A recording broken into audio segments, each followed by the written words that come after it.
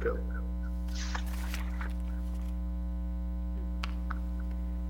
Are we talking to the snowball? Do that feedback.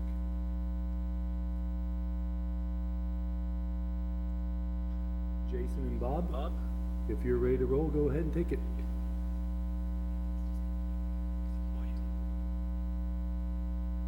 Bob, you're on mute. There we go. Have to hit unmute if you want that to work. Okay. So this is Bob Koppel. Welcome again. Thanks everybody for attending this afternoon recovery task force call.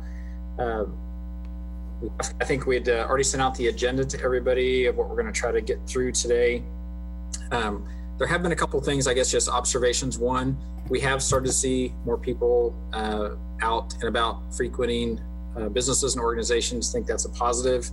Yesterday, the State Finance Council actually restricted the governor's order and moved that up to being complete May 26th. So I think we're still trying to understand all the implications of that. And also then I believe this afternoon around 3:30, Governor will be also giving an update on the next phase step, which would potentially be Monday.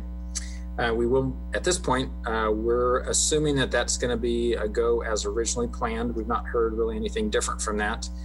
So that will mean some additional facilities will be able to be open. And so that's, again, we're going to give a little time to make sure that everybody's got what they need or have questions. We're going to try to get that taken care of today. I think from just a COVID perspective, we actually, again, this is another day this week, we have 0 positive cases in the hospital. We only have 1 PUI. We did unfortunately have our first fatality for Riley County earlier this week. And again, something I think everybody's still monitoring and keeping track of. I know from like a testing perspective with the testing respiratory clinic tent that's at the health department with K-Stat, with some of the practices and here at the hospital, we're still continuing to see activity around testing. So still lots of folks who are at least suspect.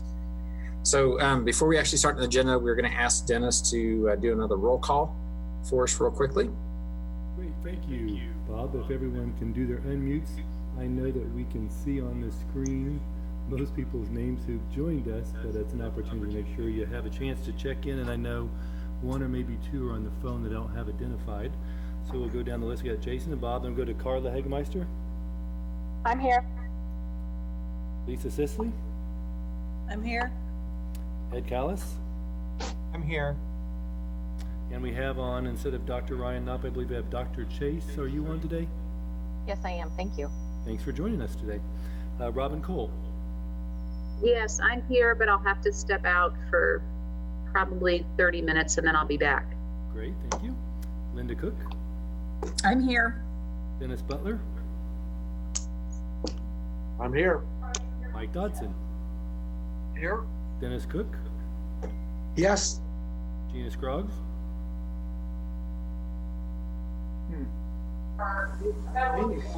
Gina on there. And then Mickey Dean, I think said should be later off. We'll go on to Kara Holly. I'm here. Thank you. Kelly Laub.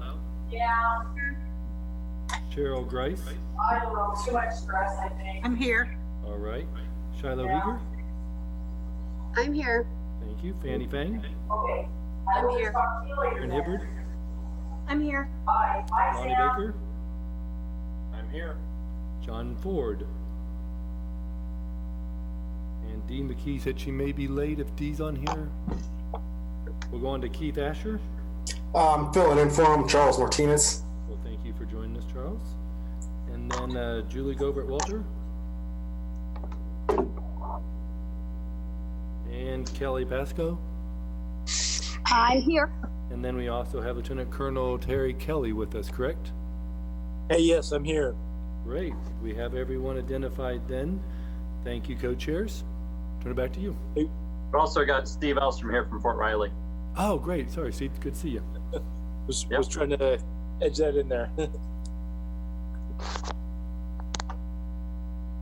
All right. And if you can put your speaker or your microphones on mute, that'll be great. Okay. So let's talk just a little bit about what's going on in the community, particularly on the business opening side. We've seen a few businesses. We've been fortunate enough to have some masks to hand out, and so we've had a number of businesses that have dropped in and visited us to pick those up, or we've gone out and delivered those. And so again, as we talked about last week, everybody's kind of taking a measured approach and trying to do things as safely as they can. We do know, we've heard of a number of businesses that have unfortunately announced they were closing for good. Some have announced publicly, some have not. Some have indicated privately to a number of people. Obviously, that's unfortunate, and you know, I'm concerned again, just from things that I've heard from individuals that that's not going to be the last we hear of it. So obviously, we want to do everything we can to keep people open. Feel free, if anybody out there has some concerns with a business either they own or know somebody that owns a business, have them call somebody on our team, and if there's something available to help, we will absolutely try to do that. Our other business association people that are on the phone, we're going to go around and ask if they have any comments from any of their memberships.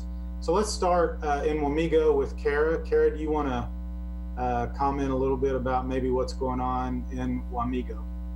Sure. Well, I will say that our restaurants are all open. All of them are doing the 50% capacity to where every other table is blocked off. They're doing their same opening and closing hours, but a lot of them are coming in early or staying late to Clorox. We've given away all of the masks for Pot County. We were given about 350, and they've all been given away. I will say that most of those masks actually the majority of the masks went to fire department, police department, and sheriff's department. But a lot of our salons took masks as well. As far as the restaurants that have like meeting rooms, those are all closed. So they have not opened their back rooms or meeting rooms to the public. The salons are chomping at the bit to get open. So they're really hoping that they're going to be able to do so on Monday. And otherwise, we have been lucky here in Wamego in that, as far as I have heard, we haven't had any businesses closed permanently. Now, that's not to say that some of our businesses are not struggling. So I'm hoping that the new CV grant will help some of them if our county applies. I know Manhattan's not eligible for that grant, but we're hoping that Potawatomi County does go ahead and apply for that, so that some of our, smaller businesses, especially those that have just recently sold out to new owners like Toto's Tacos, can take advantage of that because they are in debt. But otherwise, I think we're just kind of we're doing okay. We're doing okay, and I will say that the reason we're doing okay partly is because of Wamego Strong. So, and I think MHK together probably could say the same thing. But we're doing all right. So I think that at this point is what I have to report. Okay, Kara, thanks for being on with us. Let's go to Gina. Gina, I know you're having some problems. Can you hear us now?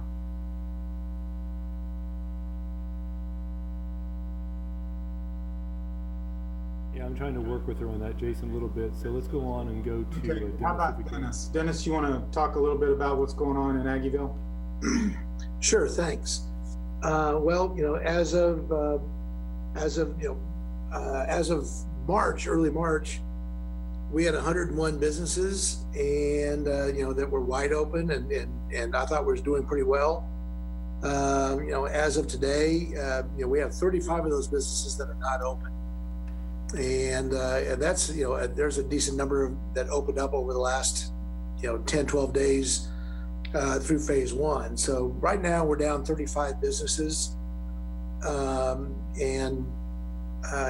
is a little different. We have 13 businesses that are between nails, hair, tattoos. Those are all will be able to come up, get back open again on next Monday, hopefully.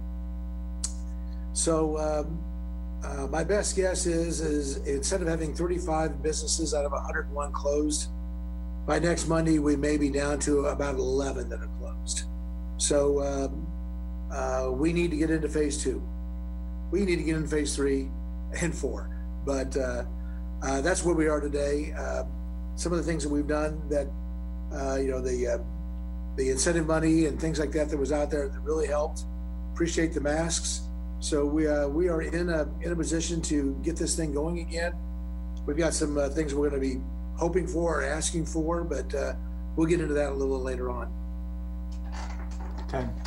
Thanks, Dennis. I'll remind everybody, and I didn't say it and I should have, 2,000 of the masks that we handed out between the Manhattan Chamber, the Wamego Chamber, and Junction City Chamber were donated by Champion. So we appreciate that donation, and then we've received some other donations from anonymous donors, and we obviously appreciate that as well. Did we get Gina up?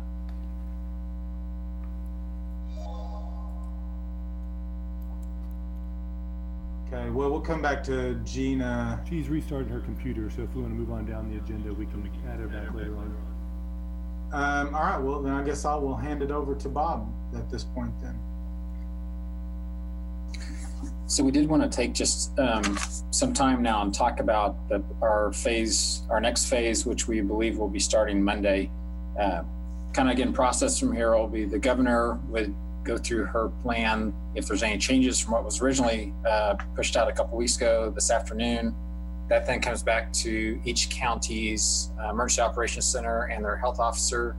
I don't know that we're anticipating any of the health officers doing something different than what the governor already has written. So if kind of based on all those assumptions, what this would do is allow gatherings up to 30 people. It would allow bars and nightclubs to open, but at no more than 50% capacity. Libraries, pools, community centers, organized sports facilities, and tournaments will be open. There would be some exceptions.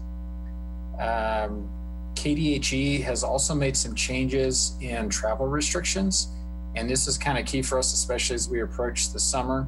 So there's been a lifting of the restrictions if you've been to Colorado or Louisiana, which was a 14-day quarantine, but the state of Maryland was added. So if anybody's going back to the Washington, D.C. area, that would be an issue for them.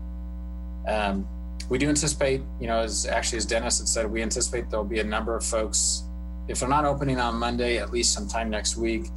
There was an educational session earlier this week for salon owners, and I know, at least as it was starting, we had 50-some participants on that webinar. So I guess we just kind of wanted to open up the floor to have some conversation around this next phase. Are there questions? Are there clarifications we need to be getting or asking for? Is there information people still need?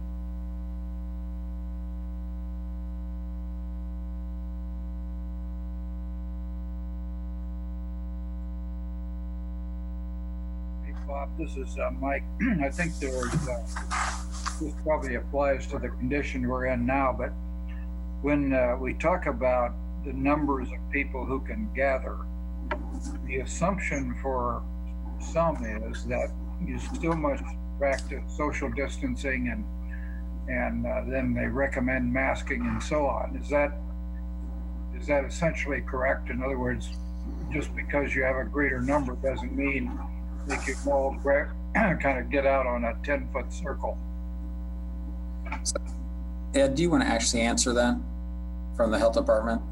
In the governor's order, it talks about mass gatherings, the number being defined by the fact that those people can't be socially distant. So even if you have, even in a business, you basically, as long as you have no more than that amount of people in a group that can't be socially distant, you're fine. But the goal is still to keep people as socially distant as you can. So if you're in a business, you don't have to have just 10 people in there. if you have 10 people that are in one room together and they can't socially distance, you can still fill up the rest of your business with other groups of people that can be.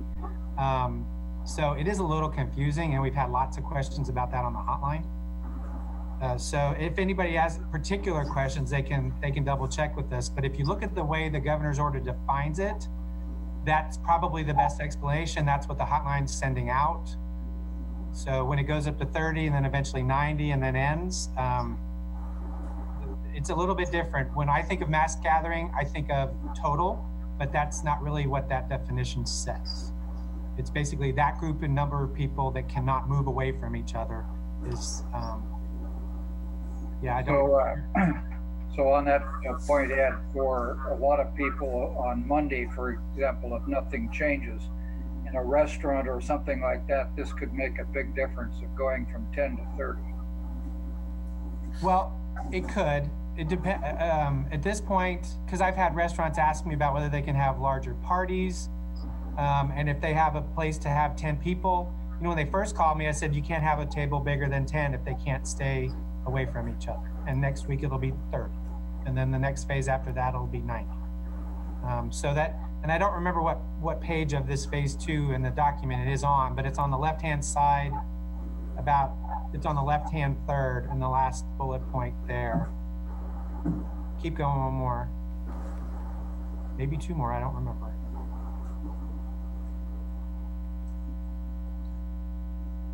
There it is. It's the third arrow or the third check mark.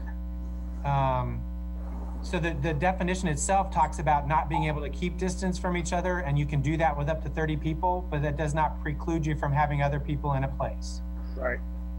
So let me just follow on with maybe one to back to Jason, but are we limiting the opening of businesses right now because we don't have enough masks for employees?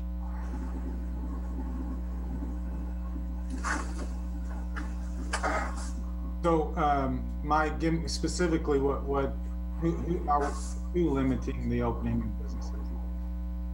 Well, for example, if you're at Home Depot or something and you don't have enough masks for your employees, what do you do? Or is that a limit right now to some of the businesses downtown simply because they can't get masks? I have not heard that yet. I know we ordered masks specifically for the chamber, and we were able to get that turned around from one of our vendors that we've listed on our website in under a week. So I think that there is availability aside from what we're able to give out. And I don't know if Dennis or Gina or Kara have heard anything from their businesses about unavailability of masks, but that has not been anything I've heard. Okay, because I just wondered, I mean, we've got some civic groups out that are willing to get contracts for masks if people need them, other elements of PPE, and I just don't have a feeling for the requirement versus the supply. We had a waiting list for masks. We currently do not have anybody on our waiting list. Thanks, I appreciate it. Mm-hmm. one thing that I was going to add that I found out about moving from phase 1 to phase 2 is self-service food and drink.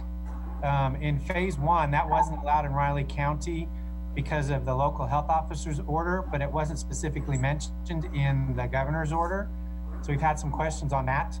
And so come phase 2, except for concession stands at sporting areas, I verified this with the Kansas Department of Agriculture, who does the food inspections. There is no issue with buffets or any other places where folks do self-service of food and drink. So Ed, if I might ask, so like the Shortstop and Dara's that have fountain, you're saying on Monday they can reopen self-serve fountain drinks? Yes. Okay.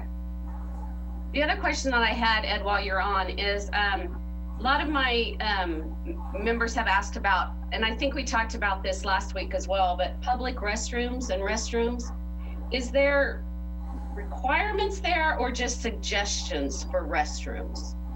I don't know of any requirements. I think the suggestions that apply to everybody using the CDC cleaning guidelines and whatnot are good. Oh, you mean, and I did have one restaurant owner ask me about, do they have to keep social distancing in a restaurant? I mean, in a bathroom, I'm sorry. Right. And I recommended that, yes, they should do that as best they can. A lot of the stalls are gonna have physical barriers, and that's fine. But when you go in there and you've got two people at two sinks that are 2 feet apart, you also have to remember that your length of time that you're gonna be there should at least be 20 seconds. But after that, it's not gonna be long enough to be considered a close contact. Does that make sense? Yes. Okay. I think it does. I think some of our questions were specifically for men's restrooms. Yes, and At I've the had that urinals? we've had that asked, and Yeah. and hopefully if your customers are in there longer than 10 minutes, it's not because of what you served them.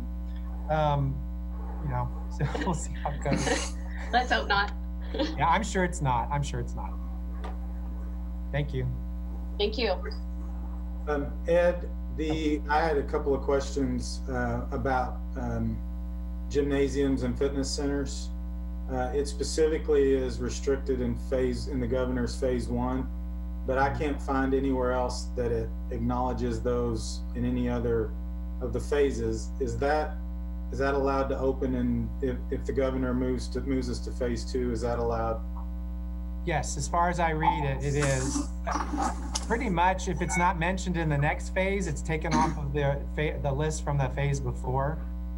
So yeah, and we've had a number of people asking questions about gyms and that. So yes, it is able to open in phase 2.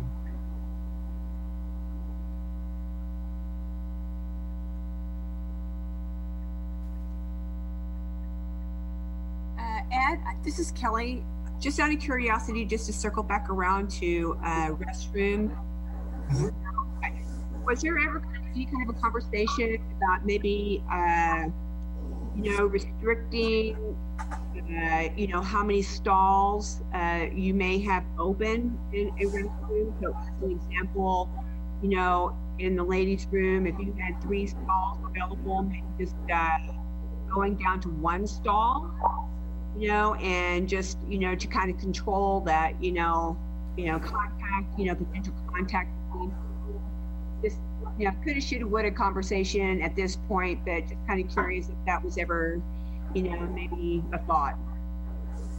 No, I don't believe that was a discussion. I can't say at the EOC that they never talked about it, but I've not heard anything about it. I think just keeping in mind the 6 feet difference or the 6 feet distance should be sufficient for most places. I don't believe that the health officer is going to do something different than the governor's order, from what I'm understanding. So to make it different, they would have to have a separate order, and I don't know that they would do that other than recommending the distancing that they've already recommended.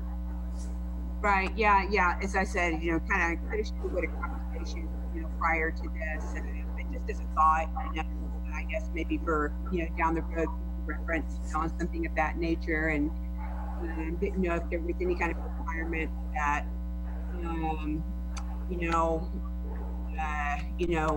somebody on staff would have to go in and do any kind of at least wiping down or kind of a cleaning episode of after customers were out of there. But anyway, thank you. Sure.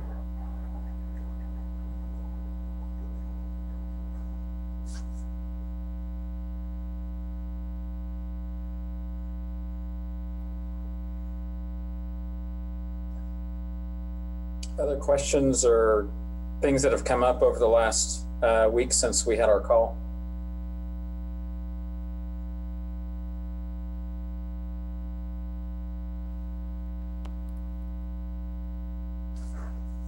I do have a question. So we had a customer who had a child with autism, and she had told me that her child is not comfortable with face coverings. what would your recommendation be for businesses to handle a situation like that?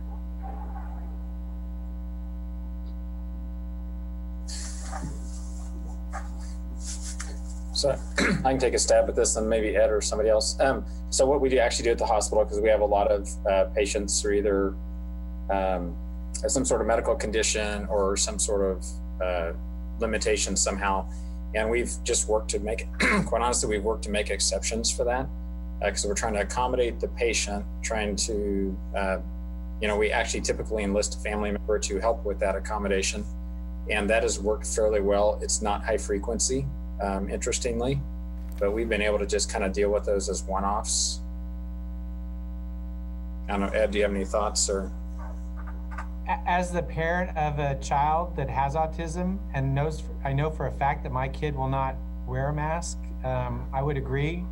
I would also kind of, maybe when you're talking to the parents, ask them, how touchy are they? I mean, if they're going to be fairly compliant with the parent and they can get through without them touching a lot of stuff and they're not coughing already, or they're not showing any other kind of symptoms of COVID, then you might be able to do that. But my kid coughs as a matter of just routine. So I will not be taking him into a lot of establishments. And that is the other side of that, is the parents are going to have to know their kids and know what kind of limitations they're going to have, which this parent sounds like she does as far as the mask, but there's more to it that if they're going to take them to a place in public. It's not an easy thing to deal with. I will tell you that from both sides. Thank you so much, Ed and Bob. Yeah, that really brings up a great topic. Maybe that's something that can be covered, in some kind of PSA, messaging out there. To be honest, I've just never even thought of that. That's such a great question. And I think that, kind of getting that message out there through some kind of leadership and, a PS, like I had mentioned, of some kind of PSA, for the public to understand that as well, because some people, may not, think that everybody should be wearing masks and out in the public and, things of that nature, just having, all of us honestly understand that, there may be circumstances that, that prohibit, people wearing masks. But, thank you for that question. That was awesome.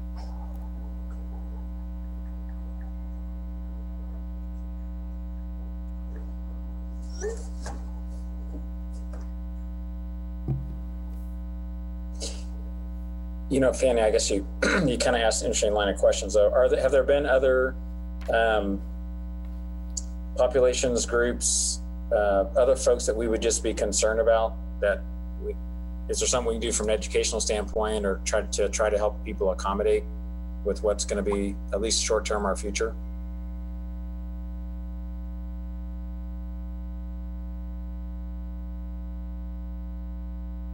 One effective, with Kelly mentioning PSAs, that reminds me of a conversation I was having on the topic of whether masks should be required for, the city mask ordinance.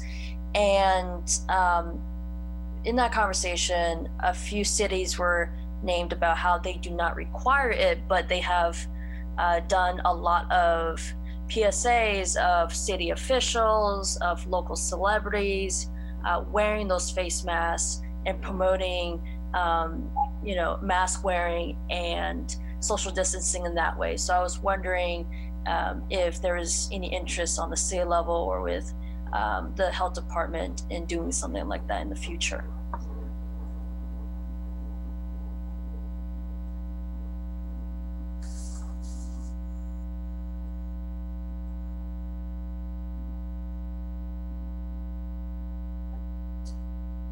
So I guess I can probably give a partial answer. I do think there's some interest from some business leaders, some other folks. I think they recognize that same need. I don't know. I guess I'm sorry, Ed. I'm going to ask you, probably pull you into this conversation too. Do we have any idea of what the health department might have input on that. Ron or any of the, like somebody from either Junction or Wamego, I guess, what are you guys hearing from some of your elected officials? As far as the health department goes, we don't have a lot of program areas that deal with specifically the example that Fanny asked about before. But we'd be happy to help with whatever education that we could do. We do have, depending on how the age of the children that might have issues, our maternal and child health program might be able to come up with some things or get that information out to their clients who can expand it past that border. But I do think it would be good for people to know that either everybody's not capable of wearing a mask in the way that most people expect them to do. And you're just going to see different reactions about how that look when people go into different businesses. This is Ron Fear. I think it is something that some of our public information team could take a look at and try, as obviously as you got more folks engaging and people want confidence that it's safe to go out, the more things that we can do to promote that, I think the better. And so providing some different alternatives and some best practices is something that we can try to work on. I do think, I think like everything else, it helps have people endorse whatever change or product or whatever. And so I do think if we want to promote people feeling safe to go into our businesses, if a piece of that is helping people understand that it helps to be safe if people are wearing masks, then yeah, I think we need to figure some of that out. Hey, Dennis, I saw that you had put in the chat box, you had a couple questions. Yeah, thanks, Bob. I did have a conversation with Gibbs this morning, and she was ready to get back to me. I had a couple questions about mass gatherings and how those are accounted for and all that. We kind of covered a little bit of that, but I really appreciate Julie getting back to me today. But some things that we did not talk about, and I know my assumption is that as we move forward into phase 2, that 10 p.m. closing time on restaurants, and now we're talking about bars and nightclubs. I'm assuming that's going to go away. That's one of my questions. And I think Julie and I did talk about, in phase 1, when they opened up the restaurants, I did not want any seating at the bars. And I think she told me today that won't be part of the phase 2. That's going to go, that will go away. You just have to space those bar stools out. But one of the questions that's been hit up by one of my customers here is bars and nightclubs, like we have in Aggieville, dance floors. I'm assuming that they're going to be able to go back and play music and allow people to get on a dance floor. That's part of their business model. And I guess even looking out a little further, we do have a place, and we've got some people who are talking about doing a little outdoor music on patios. And and I know we have a city noise ordinance, and and I think everybody can stay within the noise ordinance, but just thinking that that's probably a better place to have music than indoors. And so hopefully that all seems okay to everybody. And I know I've even sent some stuff to Jason Hilgers and tried to maybe even add some more outdoor seating, outdoor dining for some of our places, just because that gives them a little more space, and it's certainly better for everybody outdoors than indoors. So I am concerned about, my questions would be the 10 o'clock closing time, getting rid of the bar stools, ability to get on dance floors. So those are the big things right now. This is Ed. I think Julie mentioned that she had talked to you, but I know yesterday, I think we sent back a response from the hotline on your questions about dancing and the bar stools. As long as you're able to keep the 6-foot minimum distance, that should be fine. Great. The 10 o'clock limit was in Appendix A of the current order from the local health officer, and that will go away. So I don't believe that's going to be an issue unless the governor decides to do something with that. Understand that? And as far as dancing goes, if you can keep people 6 feet away from each other, that's also available to do. Don't know how feasible that is, but So no slow songs? not unless they can do it from 6 feet away from each other. Maybe they'll learn some new steps. I don't have a clue. Well, I mean, there's couples who come in together, or there's people who meet. Yes. If they're part of the basically yes, if they're a household unit already or they're in the same household, that really would not be an issue. But when you have groups of people who don't know each other, as long as they're probably not going over the mass gathering number, that potentially is fine too. Thank you very much. Appreciate it.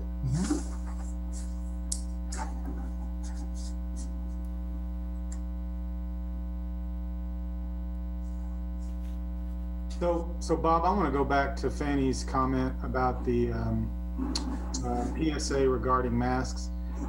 There are a few groups that have talked to us, and there is a coalition. I think we'll probably come together on that. It's probably a little early to mention it, but if anybody has interest in helping put that together, specifically financially, let me know and we can get you in contact with the right.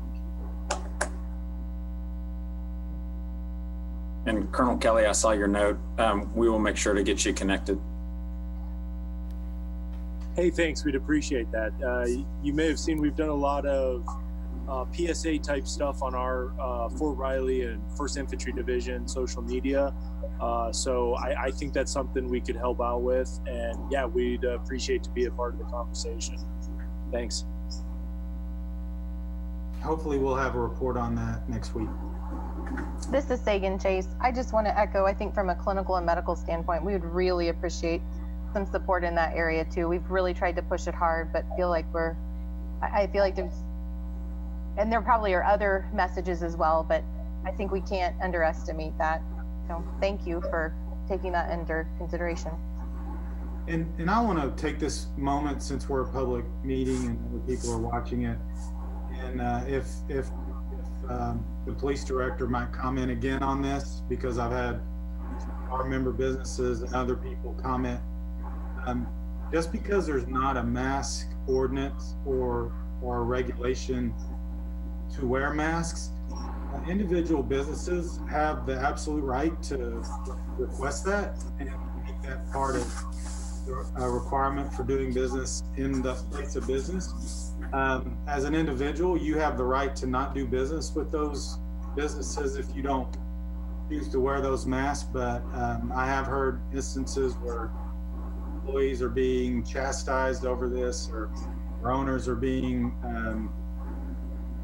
yelled at, for lack of a better word, over this issue. And I just want to remind everybody that just because there's not an ordinance doesn't mean that a business doesn't have the right to have that rule in their place of business.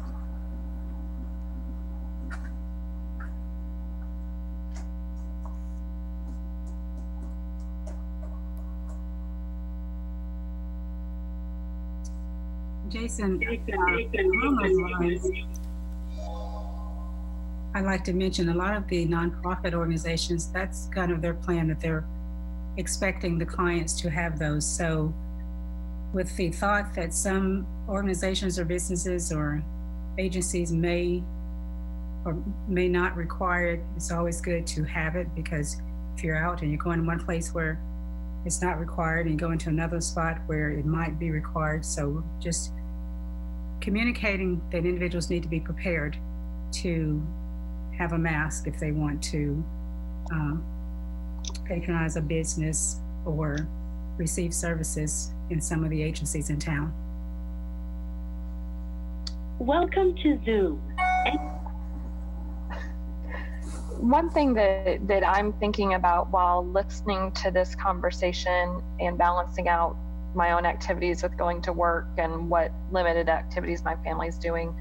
My son works in a restaurant, so we've been hearing his experiences recently since he started back to work, is balancing out the desire to reopen businesses, but also have people be comfortable going to those businesses and taking an approach that addresses the concerns from both directions. One thing, and I'm just really kind of speaking from the honestly, sorry, I just started to get a phone call, that I think about as I'm listening is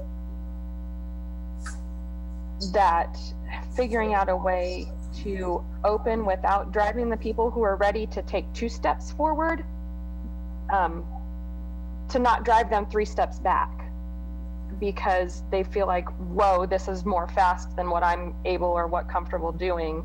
So I'm just going to lock back down completely again, is finding that measured approach that kind of addresses both ends of it, that lets me feel comfortable coming back out and going into businesses, but not being concerned about, whoa, were you out on the dance floor last night with 20 other people? And now I'm sitting next to you in a conference room because I have to go to work. And I understand that it's a balance. And so it's just something that I think through as I'm listening to the conversation, and finding ways for us to communicate as leaders, what our purpose is right now and what our mission is right now. You know, early on, our mission was to flatten the curve. Now, where are we at next on that scale of things, and how do we balance those things out so that we don't send people back home and locking up because they don't feel safe? So, just some insight. Bob, can I make a comment? Sure, Lisa. There are two things. Carla, well stated. I totally agree. I mean, it's not like we all want to be holed up in our homes for the rest of our lives, but, you know, we've got to feel like it's going to be smart to go out.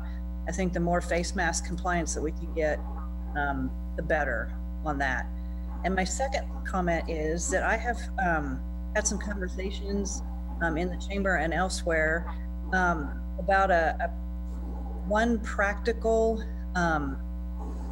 solution that the city might be able to present to business owners is a temporary relaxing of some of our sign ordinances that might let businesses put up a sign in the grass out in front of the business, or hang a banner across the front or something that normally would not be allowed and would obviously have to have, you know, an expiration date on it, but to let people know that this particular business is open.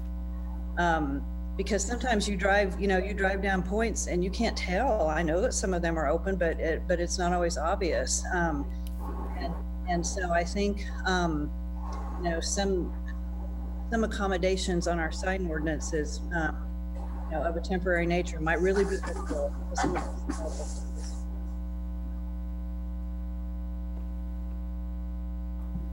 Yeah, this is Dennis Butler.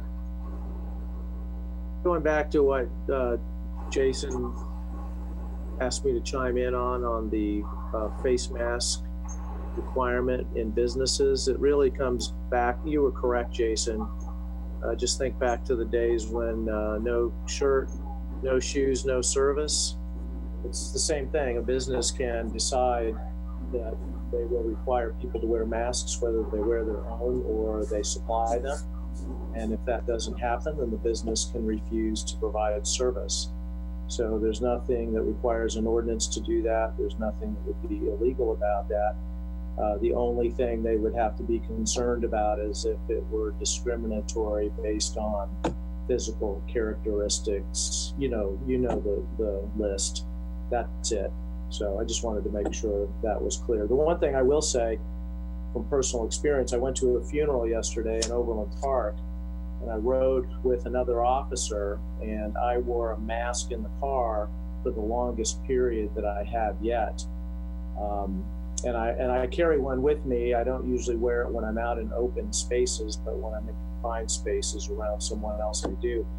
And I can only speak for myself in saying it was extremely difficult to wear that mask for that period of time without having to scratch my nose. My nose was itching. The mask was coming off of one of my ears constantly, and I'd have to keep reapplying it.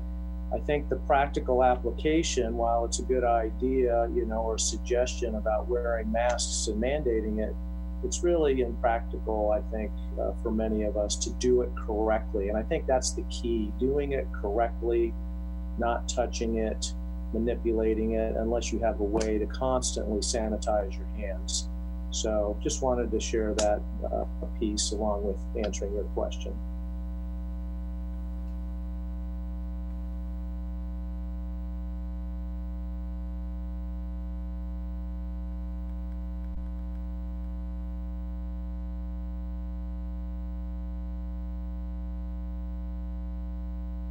You're on mute, Bob. I'm a slow learner. Maybe this is kind of a good segue. One of our takeaways from last week was to work on, have our work group kind of spend some time looking at a way to help the public customers understand what's being done. So when you walk up to a business, you would see that and you would know that, and maybe hopefully get some assurance from that. So Jason, did you want to take them through our draft guidelines? Sure. So everyone received, I believe, a copy of the draft guidelines, and those all came from the health department. And I think Dennis was going to try to bring those up. Is that correct?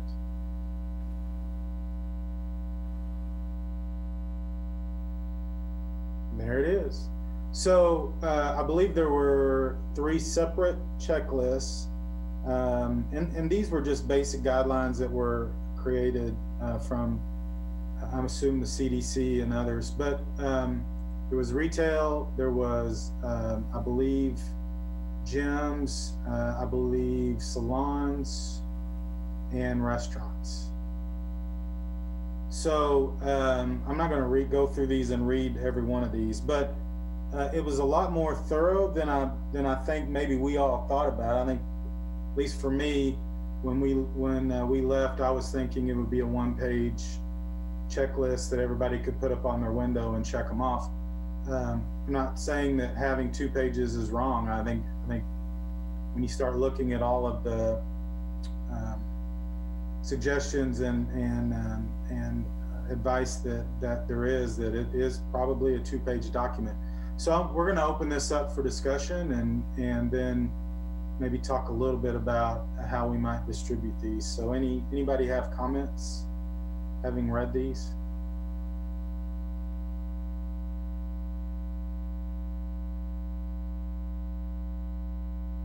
So there's a question from Fanny. Will the final draft have the health department, will they have to endorse? Ed, do you have that comment? Or I don't know if Christy, if you have talked to them at all?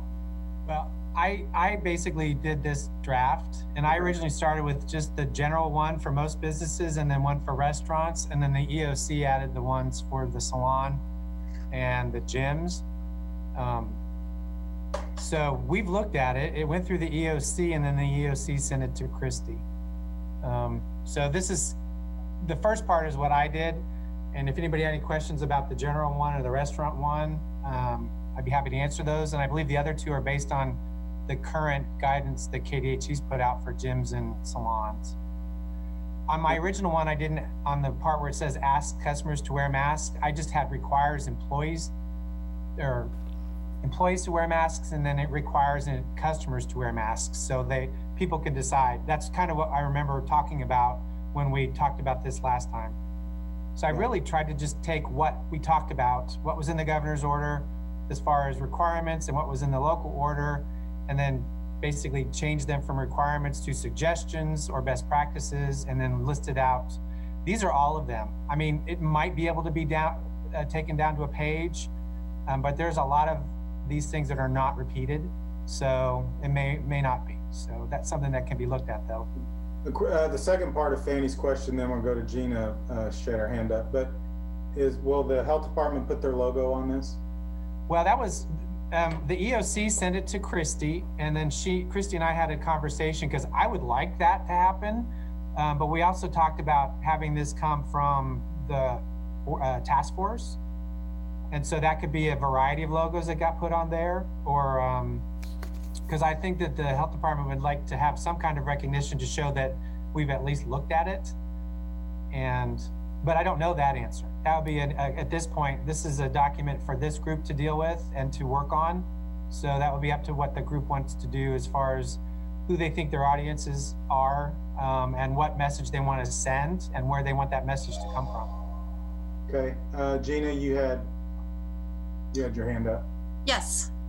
Maybe I was sort of having technical issues in the beginning, so I don't know if you've actually addressed this. My apologies if you did. I'm just wanting to seek some clarification on this. Most of these, with the exception of salon and gyms, appear to have been on the original requirements of businesses in order number 7. So I'm wanting clarification. So these are no longer required, and these are just self-assessments for businesses, none of which can be enforced or mandated by any entity at all. And none of this has to be in compliance. Is that, or explain, or am I reading this wrong?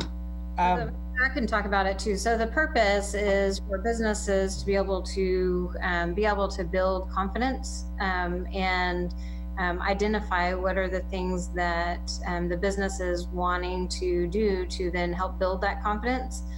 So it could be something that's posted so that the customer coming into the business can see what the business decided to do and to practice.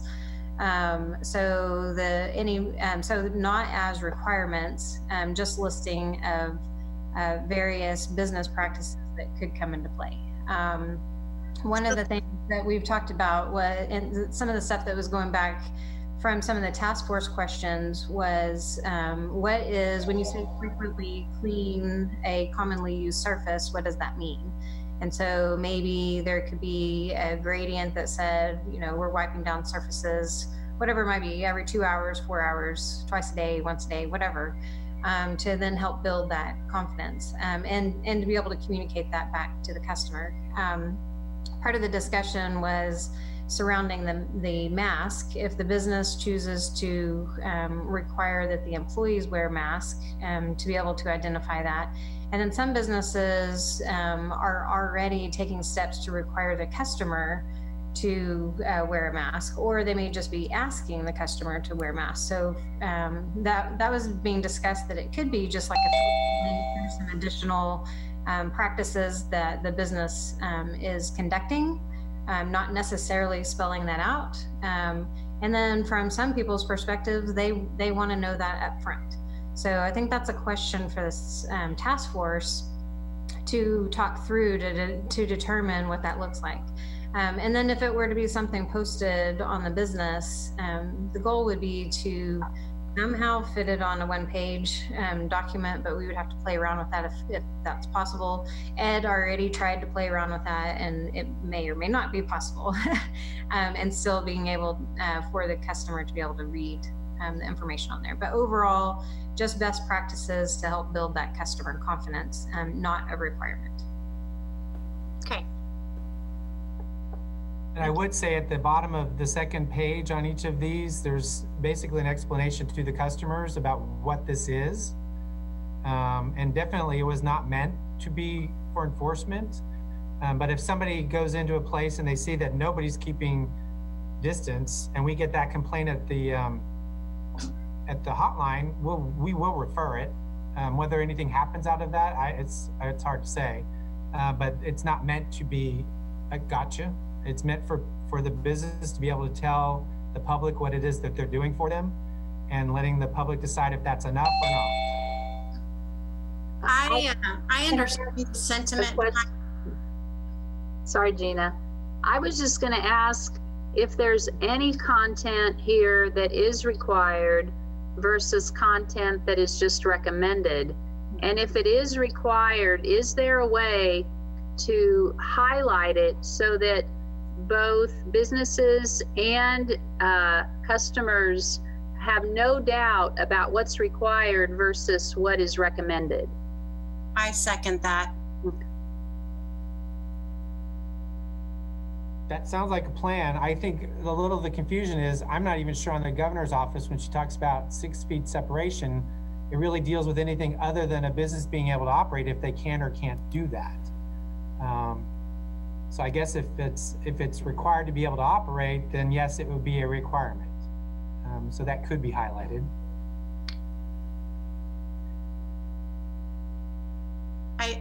I get the sense. I mean, clearly there was a lot of work that went into that, and I certainly do appreciate that. I do get sort of the sense that maybe we're not quite there yet on what we need to be, or what the purpose is. I think somebody said earlier, Carla said earlier, we had a mission to flatten the curve. And now we have a mission to start to get reopened, but I'm not sure that all of our messaging is unified. And I know, just speaking from a downtown point of view, you can come downtown if you're walking on the sidewalk and walk up to any door down here, and right away you will see the CDC required signage, and then you will also see how that business is operating, whether that's social distancing or masks required or by appointment only, or however they're choosing to operate. It's very, very clearly stated. I'm not totally understanding what is a requirement and what is not a requirement on this list. And I think I'm still looking, are we going from the requirements of phase 1 to just self-assessment in phase 2? I think that's what my original question was. This is all basically self-assessment. There's nothing on here that hasn't been requested of people from the beginning, as far as using proper cleaning, social distancing, all of those things. There might be more detail than it's needed, and that can be tweaked. And I really only did this as a draft to work from, because it's so much easier to have something in front of you than it is to start having 10, 15, 25 people come up with ideas and write it down as you go. So this is going to be something to work from, but I don't think of it as anything other than a tool to be able to say, you know what, if you want to come in here, these are the things that we say we're going to do for you to protect you, and that list can be tweaked. And that list is not going to be a getcha. So whatever we want to do from here is fine. And there are lots, and clearly I'm the one that wrote this with some help from the EOC and some input from them, and the documents that have existed, but I'm just passing this off as a beginning, so. So I'm going to go back, and my memory's not the best in the world, but based on the way I remember this conversation started last week was, these were things to help ensure that customers understood the practices of that particular business as they went in, and it was a self-assessment. So if we want to change that, I think we can change it, but that was the original intent. Lisa, you had a comment on the chat. I don't know if you wanted to go into that any further or not. Yeah, I mean, I think posting this entire document, somewhere prominent inside the business would be great, and making it available to somebody who wanted to see it before they were to enter, and not just a business, but any other. I mean, it's terrific. But there are some businesses that might check, like one box in each of those sections, but they're still doing a good job, right? And so I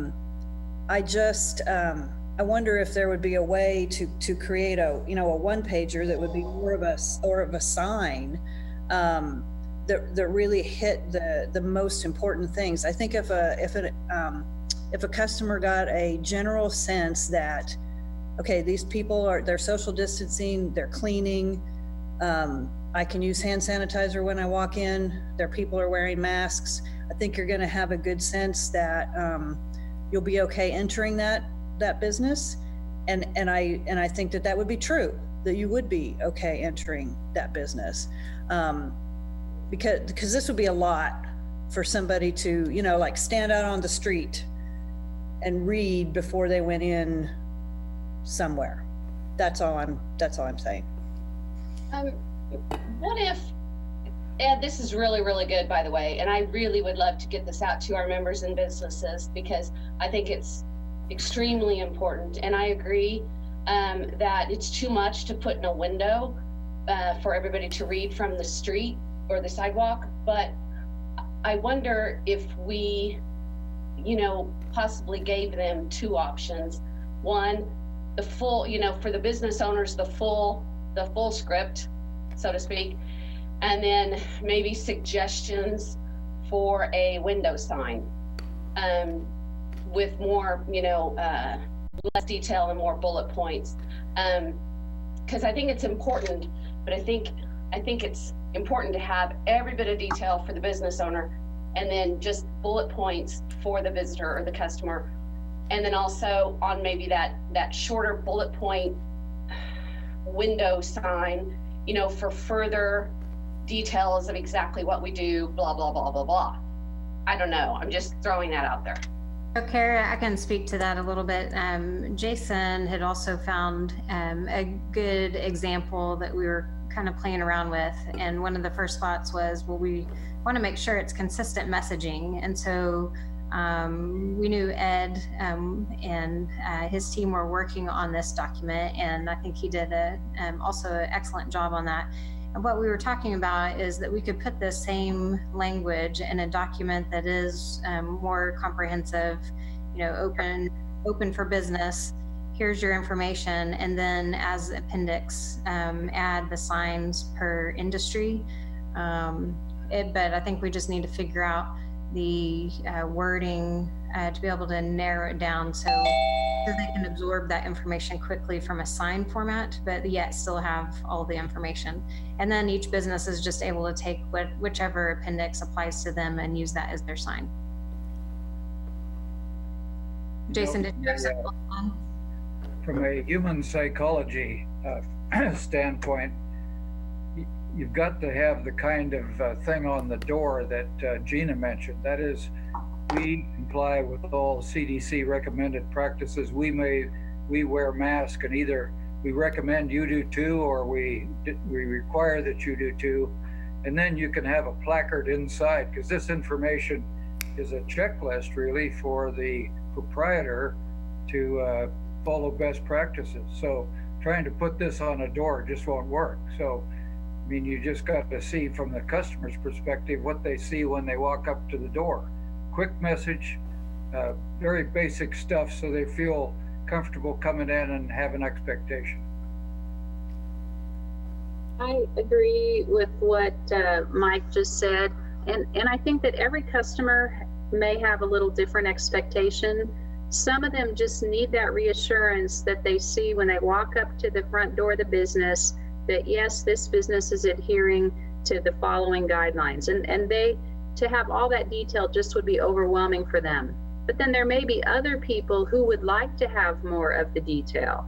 And so that's where then having some other supportive documentation at the cash register or someplace else, that if they really wanted to see more of it, they could, might be a sort of a two-pronged strategy for addressing the needs of people who just need a quick kind of a, yep, it looks like they're following the most important guidelines. And then for people who want to know more, maybe there's something else for them to look at once they get into the store. Just a thought.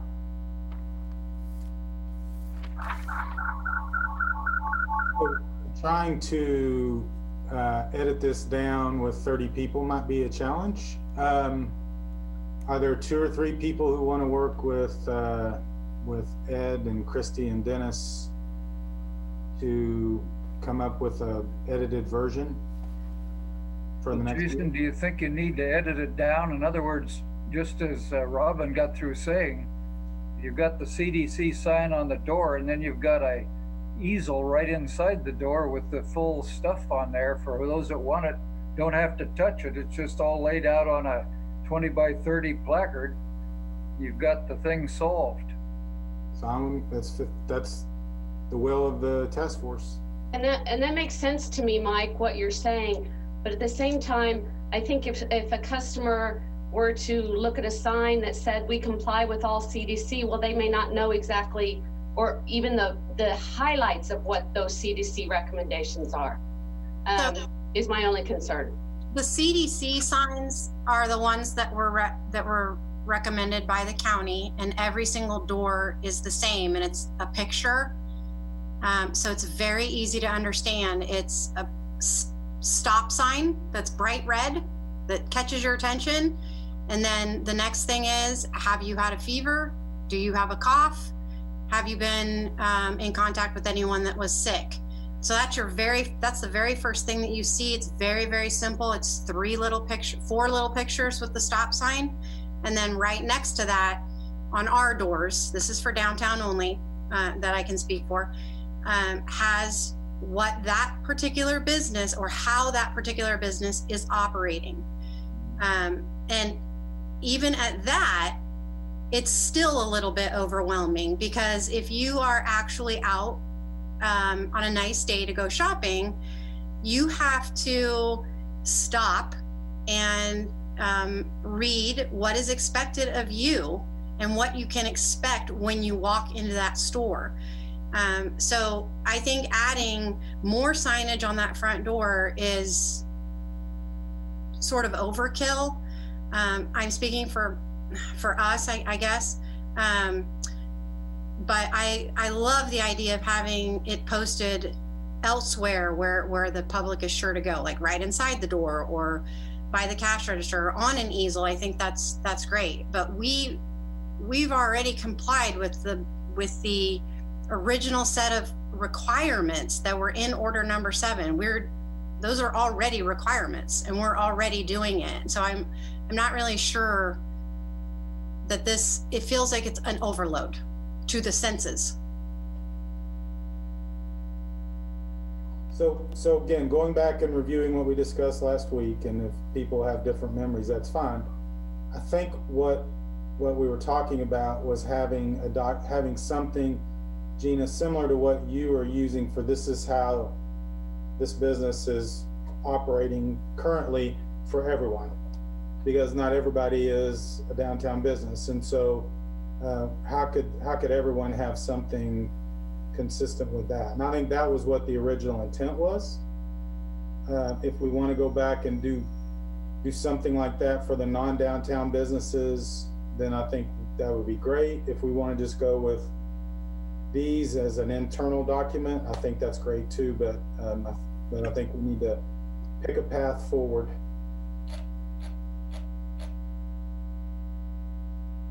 Well, I guess, one of my questions is, compliance, we get back to compliance again. I think it's all well and good that any business can, have a CDC sign in front of their business. We can have, our guidelines, following through on guidelines and this and that and another. But, once again, I think, it comes down to compliance and, do we have to, get the health department involved, different than coming to, for an example, at a restaurant or salon or, whatever that may be, where, you get graded every year, and you have, the health officer come in and, go through their checklist of, following the rules and, making sure that things are, that everybody's, that the restaurant, the salon, the business, is complying to all of this. So, do we, think of that aspect of, having to get the health department involved, to, grade, every business? Just a thought. I think of compliance is meaning complying with a requirement, versus the business self-governing and deciding which level of, whether it's social distancing, wiping down, frequency of wiping down, and whether you're wearing masks or you're requiring your employees to wear masks, is a little bit different at the point that it's no longer a requirement. That's my thought. So it's kind of that self-governing.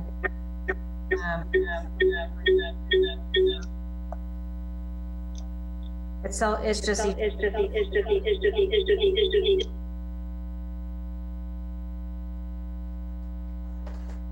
Jason, this is Lonnie. I'd be happy to be a part of that group. So speaking for the at-risk population in Manhattan, some things are pretty obvious, and certainly we have residents that are going to need to be cautious for some period of time into the future, and we ask the same thing of our so knowing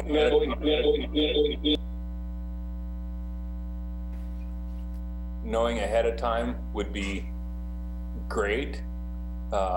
I personally am not interested in going into places that don't have shielding and face masks at this point in time, and and I'm a shop local guy, so I guess the way I look at this is that there's an opportunity for some businesses to make some accommodations for those people that are over age 65 that feel some level of risk, for those people that serve those individuals in that population.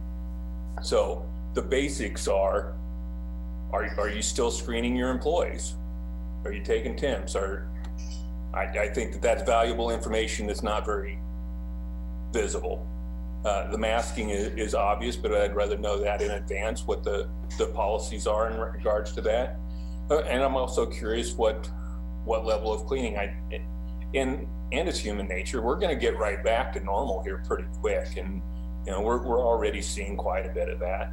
So it'll be easy for businesses to opt out of some of the practices, and really, that's fine. I want businesses to do what's right for them, because I certainly am interested in seeing as many places survive as possible. But for those of us that have to live this a little bit different, I'd like to know the ones that are a higher level of safety than what just general standard practices would be. This is Dennis Butler again. If I could go back to my trip yesterday to Overland Park, just an experience I want to share with you. The event ran much longer than what we thought. So on the way back, we decided to stop in Lawrence. There were 6 of us in 3 cars and have lunch. And I thought about going to Jason's Deli, because I know it's got a large dining room. I figured they wouldn't have the salad bar, but we could sit with social distancing. And it was still closed to walk in. They had curbside pickup, you could order on the app. So we got on our phone. It turns out we could go to a restaurant in Topeka and sit down. And so we went there, and when we walked in, they had a Costco-sized hand sanitizer pump at the front door, and encouraged everybody to use it. All of the staff, from the hostess to the servers to the manager, all wore masks. And then they had us sit in a social distancing group. That was 3 o'clock in the afternoon. We'd missed lunch, so there wasn't a lot of people in there. But it was one way to go that I thought, wow, this is good. There was one other table there, and the people there had masks on who were dining in between, their meals. They had their masks on while they weren't eating. But it was a way where the staff, when you walked in, you knew what you were going to get. They didn't make you wear a mask, but you could if you wanted, and you had to bring your own. So another way to simplify things. And as a patron, if that is not something that you're comfortable with, then obviously you have the freedom to choose another place to go that might be doing something more protective in your mind. So just some thoughts for all of you as a customer. So Carla just pointed out the governor's new order came out, and she has only allowed barbers, gyms, and nail salons, tanning salons, and tattoo parlors to open on Monday, and has delayed bars and a series of other things till June 1st. So I don't know if that changes any of our conversations, but Carla linked to the story in the chat if you want to get on the group chat and read the story for yourself. So this is Ed. I think one of the things that this might have an effect on is bars. The local order made bars. They classify them as basically restaurants that are category 1 and 2. Don't know how the governor's defining a bar. They might define it by the % of the sales that they have for alcohol as opposed to food. If they do something different, then that could have an effect on some of the places that we've already opened.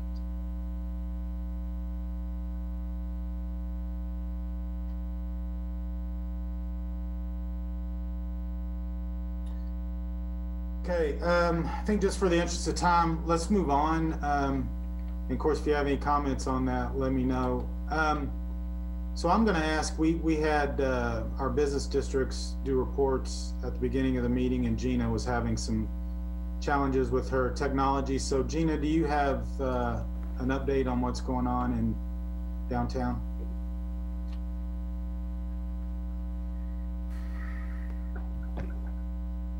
Did we lose Gina? She's muted. Can you hear me? Yes. Okay, I am just having the challenges today. My apologies, you guys. Okay, so at the beginning of the meeting, were you asking for like the state of downtown type of information? How many businesses are open, that kind of thing?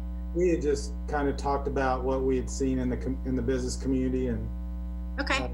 Dennis talked about Aggieville, and Kara talked about Wamego, and I talked a little bit about what was going on with us. So. Okay. So we're like everywhere else. We're just slow to open. I think there's a delicate dance going on right now between consumers and the business community. The confidence is not quite up. We are working on hopefully quickly getting an open air market and outdoor dining going in downtown. And I think that will help consumers feel like they can come downtown, they'll be outside. Some of our businesses will be able to push their items out onto the sidewalk when they want to, if they choose to. So we are starting that process, and I'm hoping that it goes quickly. We have, of 22 restaurants downtown, of course, that includes all the chains and all of the legal boundaries. 17 of them are fully open. 4 of them are still doing some form of carry out or drive through or delivery. 2 are still just closed, not closed or gone out of business, just closed because they don't feel that it is safe at the moment to be open. Most of our businesses that were allowed to open in phase 1 have done so, but there are varying degrees of how they are operating. Some are following the basic guidelines, and others are really very, very stringent on how they're going to conduct business. And like I was saying earlier, by appointment only, 1 in, 1 out. Some are doing private shopping, by appointment only, that kind of thing. And for right now, it feels like we've sort of moved into this, we've got it figured out, we know what's comfortable, we know what's working, and now we're ready for the next step and ready for more people to come in. We don't want everybody to run down. I mean, we do, but we don't. But we are ready for the public to come down and hang out with us. And really, I think considering everything, it's going just fine. Thank you, Gina. Appreciate that. Sure. Anybody have any questions?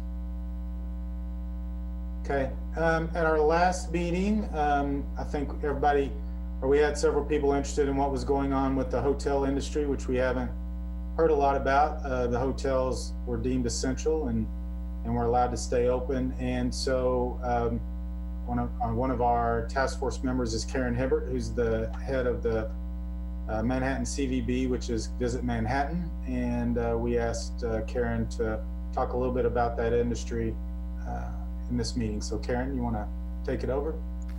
I'll be happy to. It's good to see you all. Certainly, as the conversation has flowed today, I think that it's best to sign it to say that as we continue to open up, that it's gaining that customer's confidence. That's not any different than what the hoteliers are looking at, is how do they gain and sustain the traveler's confidence in their experience when they stay with them. Over the past 8 weeks, we have had an all-time low of occupancy. On average of the total of the last 8 weeks, if you total the last 8 weeks, our hotel occupancy has run about 21%. Normally, these last 8 weeks, we would be running anywhere from 62 to 71% occupancy. So you can see that truly the legs have been out of people coming in for business, for conferences, or we have 2 properties that have closed. We have the majority of our properties, no properties are fully staffed. They range anywhere from a 10% staffing clear up to a 40% staffing. So depending on the property. Many of them, if they are a multiple floored property, their floors have been closed with just limited floors available, or taking rooms totally off the market. As they come back, what does it look like? I asked the question of them as they begin to see meetings coming back. We really are not going to see meetings as what we are familiar with meetings in full force until mid-August. We have one property that will be hosting a meeting late in June that currently has about 100 people that will be in attendance with social distancing being planned. We have small meetings that are being held 20 or less. That's pretty easy for that social distancing to be arranged. Again, the meeting planners are being very careful and are working very closely with the hoteliers to make sure that there are hand sanitizing stations in place, that restrooms are being cleaned. As you can imagine, those things, as we have all attended multiple meetings, what does a breakfast buffet look like? What does a lunch buffet look like? All of those things are being changed. Rooms are being cleaned. Many of them are going to have a 72-hour limit before that room will be reused, as they are cleaned and sanitized and just ridded as best as the germs that might be available. Those properties, if it has been a breakfast buffet, they are removing the buffets. Many of them are going to a grab and go or a pre-ordered breakfast, where you might have that opportunity when you check in the night before to make the choice of what will be in your breakfast bag in order to get you going the next day. When you think about our properties, many of them have elevators. They want to make sure that they are taking advantage of and following the restrictions that are in place. Many of them are limiting 2 people to an elevator at a time. That has presented, there's a little bit of thought of, as the traveler confidence begins to engage, they are wanting to make sure that family safety, if you're a family of 6, mom and a dad and 4 children, how do you get everybody up the elevator at a time? So some issues that are going to have to be made. All of our properties have upped the timing of when they're cleaning public restrooms, doing that on a very, some of them is on an hourly basis, making sure that things are wiped down from the elevator pad to any of those, the handles of things that we touch when you go into a hotel property. pools, many of the pools are not open yet. They are planning on those, again, as they do open those pools, that social distancing will be practiced in those pools. Check-in process, many of the properties are going to a keyless check-in process. Certainly the front desk attendants will be behind a plexiglass as well. Let's see if I have any other things. I think that cover. One other thing on the cleaning. Many times you might. Many of the properties are going to, certainly you'll have towels in which to shower, but those towels are given to you on request rather than being in the room. So overall, anything that is touched is being cleaned and cleaned again. And I can tell you that, as I said, with what our occupancy is, we have hit an all-time, it's been an all-time low, but I am encouraged this last week with our STAR report, we bounced back up to an on average a 28% occupancy. And that was where we were the week of March 15 through 21. We were at a 28% occupancy. So again, as our community begins to open up, as people know that restaurants are opening up, as our shopping and dining opens, as there's activity and things to do, I think we will begin to see confidence in that traveler beginning to come back. So no word on the two properties that have closed as to when they will reopen. No word on that yet, but again, day by day, those hoteliers are very anxious to provide our guests a great experience when they come to our community. Thanks, Karen. Appreciate that. I know Mickey couldn't be with us today from Junction City, but I think Charles Martinez is on. And so I don't know, Charles, if you had anything you wanted to talk about from the Geary County or Junction City. I don't have anything extra to add to that. I mean, I think it was covered all the topics about the businesses, and we're facing the same issues here with our businesses. What I have noticed is that we're getting a lot of calls from the health department from different bars and restaurants that are worried when they open up completely. They want to help with reducing the spread of COVID, but they're not sure if they're doing everything possible. We're working on some guidance documents for those businesses to help them with knowing what they need to do.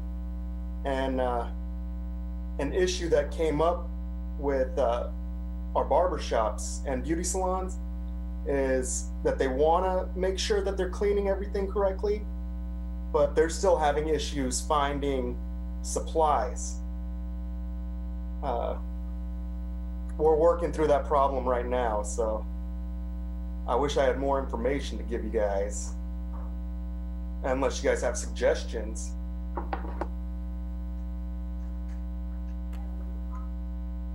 Anybody have any comments?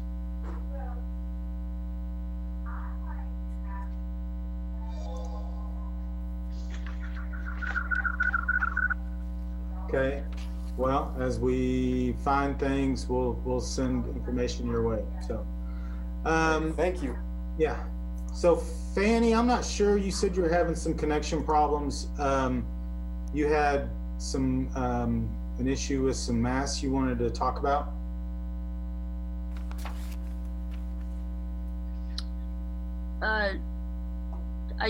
There's no issue with masks. But I do want to say that I've been working with you at the Chamber, Chrissy Rodriguez and Mayor Reddy, in distributing and in donating and distributing 1,000 face masks to grocery store employees in Manhattan, Kansas.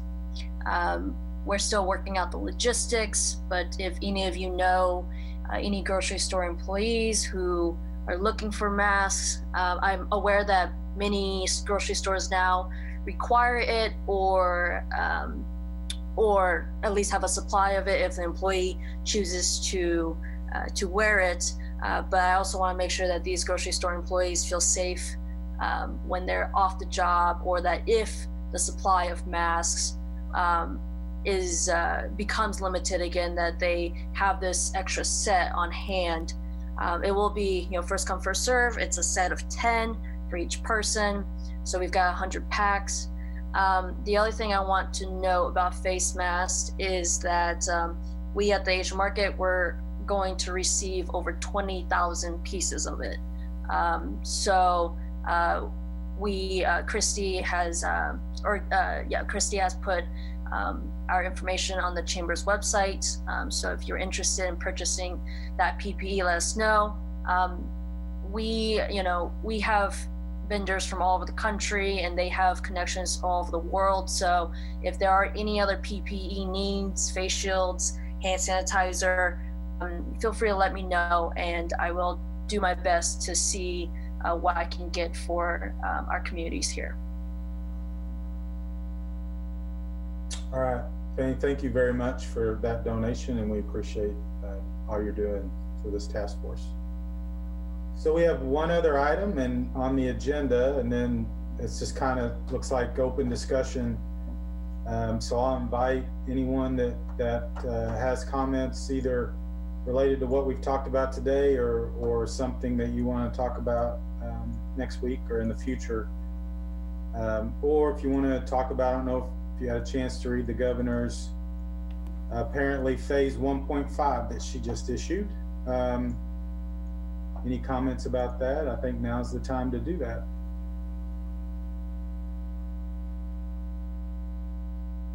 I might just add one thing on the masking. Listened to after listening to people, and I recognize that for many of us in healthcare, wearing a mask has become the norm every day, and so for others it may not be comfortable yet, and maybe in the PSA world that starts to ramp up with getting information out and being very mindful in terms of the economic need to get things moving through in the community too. I think that there's a way we can voice that does allow some consumers to have confidence, like Lonnie was saying, knowing where people can go. I even have friends that text me and say, are you really wearing a mask? I see no one having a mask on in this store or that store. And so for other people, they don't, I recognize it's not quite a habit yet. And so one of the things we would encourage people to maybe think about making it more of a habit. There's a lot of different styles of masks and types of masks, and not one size fits all. So maybe it's looking for a different alternative to make it something that is comfortable for you and you don't have a concern with wearing it. And the more people do it, I think become more routine and normal. In our house, it's kind of just a habit now. Like we put on our shoes to leave and we grab our mask to go if we're going out. So I hope that we can I don't want it to be something that we're pushing or frowned upon or anything, but something that we can use as a positive to tell people we're trying to increase our protection as much as possible. We hope that other people will partake in that. And the more we do it, then it will become a ripple effect and other people will see it as more of a natural thing, because I recognize it's not quite natural to people yet.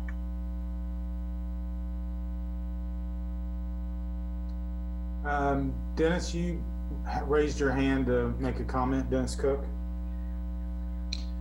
Yes. Well, about the phase 1.5,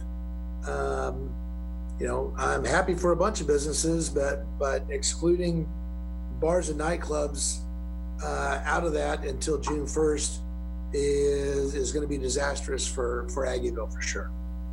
That's I don't. Not that this group can do anything about that, but allowing fitness and health clubs and everything else to open back up, but bars and nightclubs, not until June 1st, that may be just enough for us to lose a lot of businesses. I wish that wasn't the case.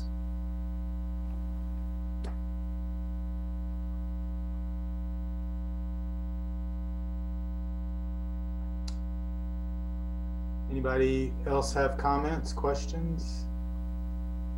Gina? Yeah, can you hear me? Yes. Okay. I'm sorry, Dennis.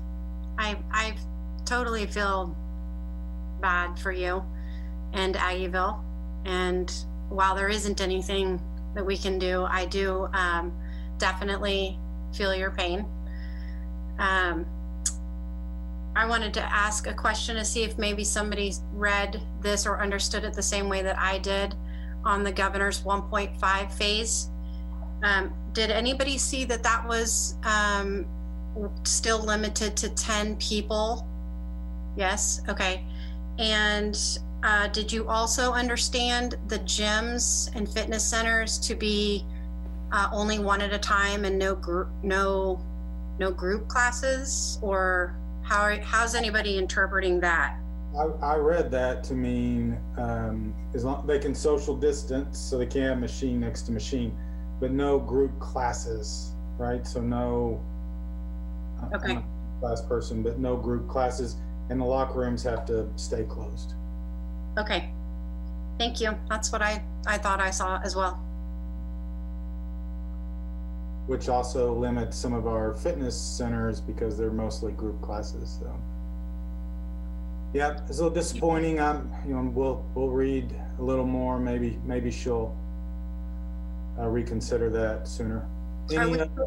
I'm sorry. Would you classify yoga to be in that fitness? I don't know. I mean, just my initial reading it is yes, but if it's some kind of a class, but yeah, we'll probably need a little more clarification on that. Okay. Thank you.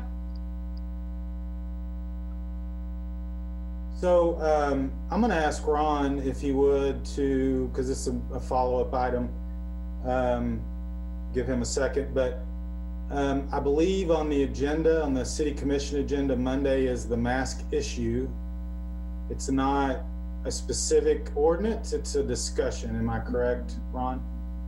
Right. So the city commission agenda will have a discussion item for consideration for the commissioners to discuss whether or not they want to develop an ordinance that might have certain restrictions or requirements.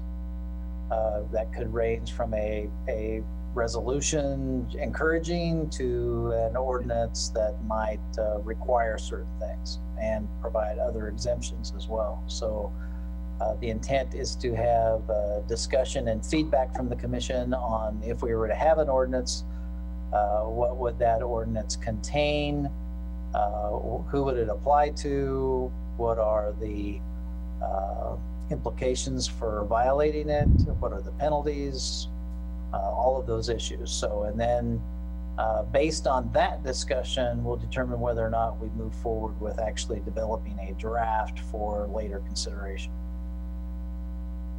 So one of the questions on the group chat, could an outcome of that also be a resolution encouraging as opposed to an ordinance? Would that be something that? Yes, that's certainly something we highlight as an option that some cities have done that as well, as opposed to taking a stricter role. And as a reminder, because I know you can't just show up and testify anymore. Will they be taking public comment, and if so, how do you deliver that? Yes, the public comment will need to be delivered prior to 5 p.m. Monday, or excuse me, 5 p.m. Tuesday of the meeting day. So next Tuesday at 5 would have to submit those comments, but you can submit it at any time. And you submit that, is there a place on? There will be, so the agenda should be out later this evening, certainly tomorrow, and there's a format for being able to provide specific comments on agenda items that will be provided with that link. Okay. Or you can go to the city's website and there's a city commissioner communication tab that you could send at any time.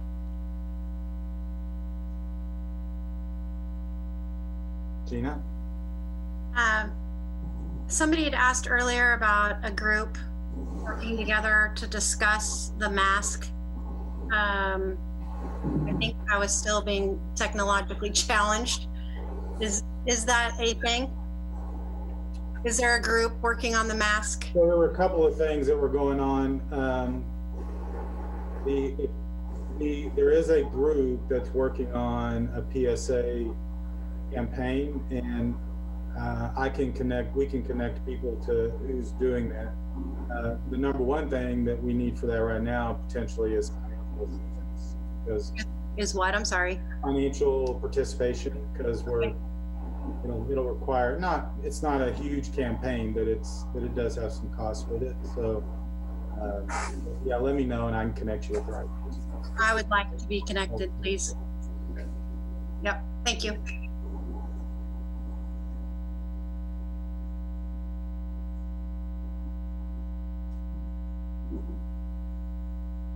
Commissioner Ford, you had a comment on the group chat. Do you want to? Yeah, sorry, we are in the middle of a budget hearing, so I had to jump on here a little late this afternoon. Just in regards to the governor's plan 1.5, legislature is in session for most of the week until Thursday, as well as the legislative coordinating council all have different and variants and plans, and we'll probably have something different than this. Just keep in mind that there'll be just an extra layer of discussion and maybe even changes with that, depending on how that goes. So that's something to keep in mind between now and Thursday. And I think businesses as well as governing boards are going to have to kind of continue to look and adapt to that probably throughout the week, would be my guess. So just something to think about.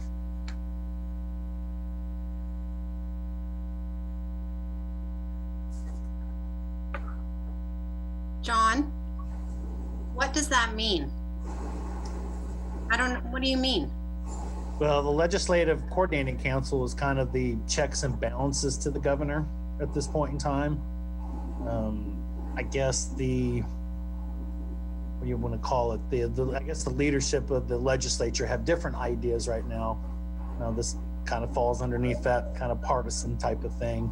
The Legislative Council has a couple of trump cards that they particularly try to play through this process. I'm not sure that they will, but I'm just suggesting that that's something that needs to at least be on the burner, because it could change any one of these particular things. Much like what they did yesterday with the stated declaration. She wanted to extend it out further. They said no, it's stuck at May 26th, I believe.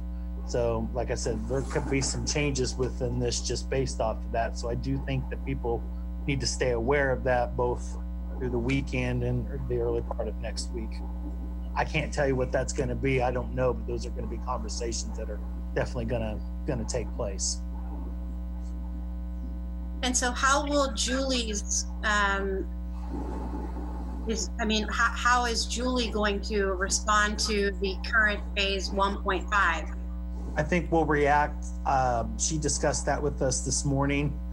We're going with just whatever the governor is putting forth at the moment. So it's going to mirror exactly what the governor's putting forth. I do believe Pottawatomie County, and maybe they've already discussed that on here and I missed that, is going to have something similar so that we kind of stay within that range.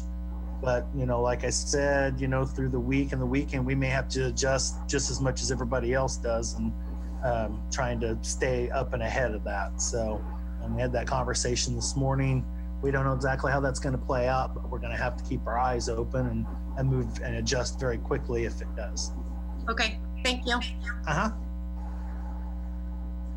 You guys, I think it's important to point one thing out, in that what the governor has explained, what you see in the actual news release that's up on the governor's website, the COVID website now, is the reason she didn't move to phase 2 is because that one key criteria was not achieved, and that's that downward trend in the number of positive cases in Kansas. And that's a critical piece, particularly for the university. We're just as anxious to get things open also, but we don't want a setback that could actually cripple us even more later on. But I just thought that it was to point out why she didn't move to phase 2 was kind of important.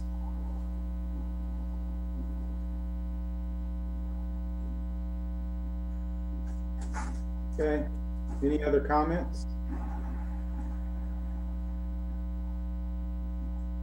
right, Bob, I'm going to turn it over to you for closing. So just one thing we were going to ask, we had a little bit more detailed to-dos from last week. I think there's some work to be done about the materials that might be used for the businesses for their checklists. Obviously, there's going to be an opportunity to provide some local masking input through the city commission. Are there other things that we need to be giving thought to before we meet again next Thursday?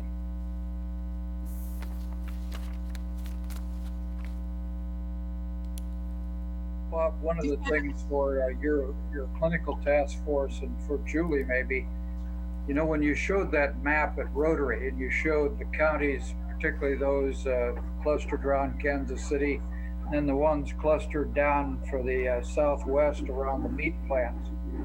When she set all this up, she turned some of the details over to the counties for a reason, because each one of them are different. So it seems to me a case could be made for doing a county by county assessment on this phase 1.5, phase 2 versus kind of a blanket for the whole state. As Linda just pointed out, if you looked at the whole state, the number is different. That is the number of new cases every day than it is for Riley County or Pot County.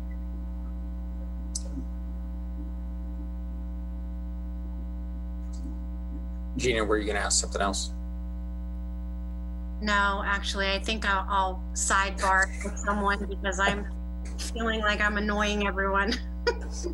So I'll just give you a call, Bob. That's right. Okay. Well, there are things that come up that we can try to get. I think just like with a checklist, it was really helpful to have something to look at so that people could react to that. And then we can take make a different direction or changes. So if there are things like that prior to next Thursday, if you can let us, Jason, myself, Dennis, or Christy know, we will see what we can get done on that. I did want to say a personal thank you. A number of you have picked up a session on K-Man over the last 2 weeks. So appreciate everybody. Some of you are already up that early, maybe for others, maybe not. So appreciate everybody doing that. We are scheduled to meet again next Thursday, starting at 2:00 on the 21st. And Dennis, did you have something else? Oh, okay. Jason, anything else for you? Okay. Well, hearing none, we will call her closed. Thank you guys very much. Appreciate it.